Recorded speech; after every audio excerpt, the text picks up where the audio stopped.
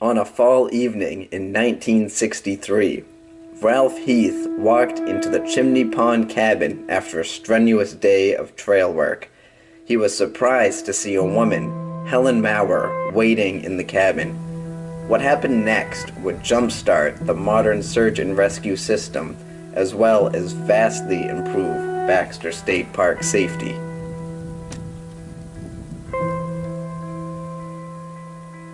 This unbelievable week was set off on Monday, October 28th, after Helen Maurer and her companion, Margaret Ovusik, summited Baxter Peak on a warm, sunny day and were headed back to Chimney Pond Camp via the Knife Edge Trail.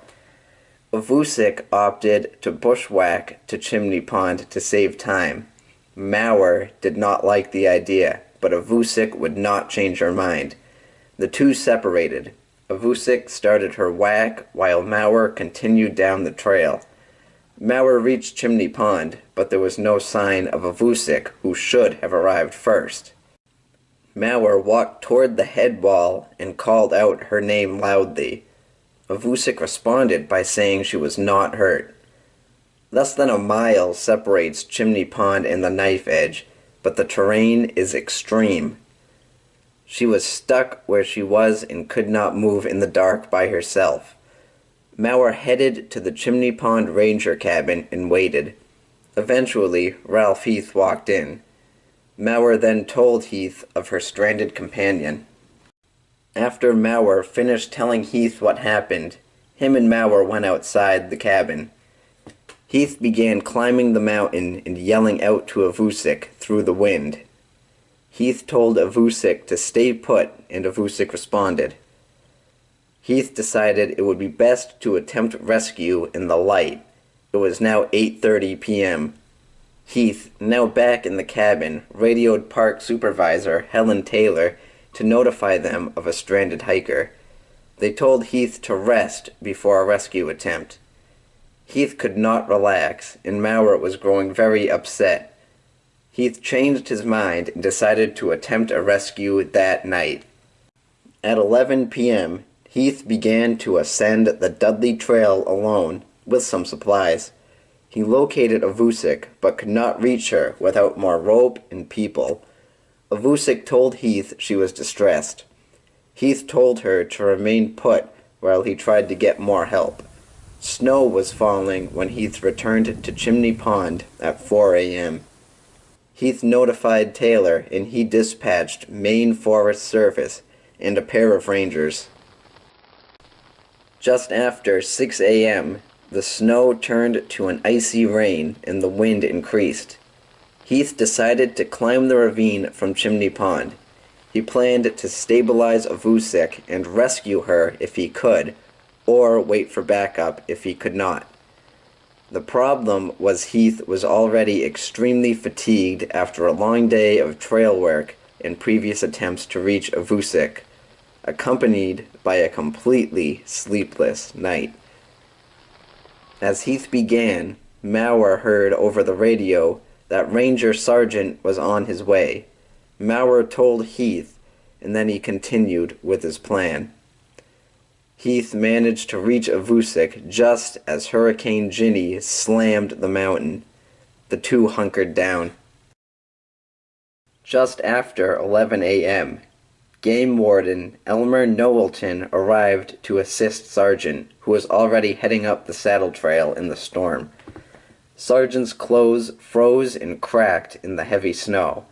He said there was gale force winds and zero visibility. The two men met at Chimney Pond and attempted to find Heath's trail up the head wall to no avail. They tried again Wednesday morning, October 30th, again to no avail. 2 feet of snow had fallen at Chimney Pond by this time. An incident command center type area was set up at Roaring Brook with dozens of people working at a time. On Thursday, October 31st, the Maine University climbing team joined the effort, creating 3 groups searching in different areas. While that was going on, an Air Force helicopter had to turn around due to severe turbulence. Later that day, Maine police contacted William Putnam, one of the most experienced climbers in America. The next day, an airplane dropped Putnam at Chimney Pond, while the National Guard dropped Vermont police and climbing instructors from Norwich University on the mountain. The Maine University team summited Pomola Peak, but then retreated due to extreme snow and wind. On Saturday, November 2nd, Putnam took over all climbing operations. He led a team up the Aball Trail. The team searched west along the headwall for a few hours. However, they had to retreat due to cold and wind. Putnam called the conditions ferocious and that further exploration would have put the team at risk. Putnam was now convinced that Heath and Avusic were dead. Putnam later commented in the incident report that, quote, "Those people were dead on Tuesday. Nobody would have lived under the conditions of wind and temperatures that must have existed." On Sunday, November 3rd, all of the out-of-state climbers left, and then Maine Governor John Deere called off the search. The weather cleared slightly on Tuesday, giving Priest a chance to search for a couple of hours, but he found no signs of life. Winter arrived and ended all search and recovery efforts. On April 27, 1964, Wardens Knowlton and Merrill began searching for the bodies.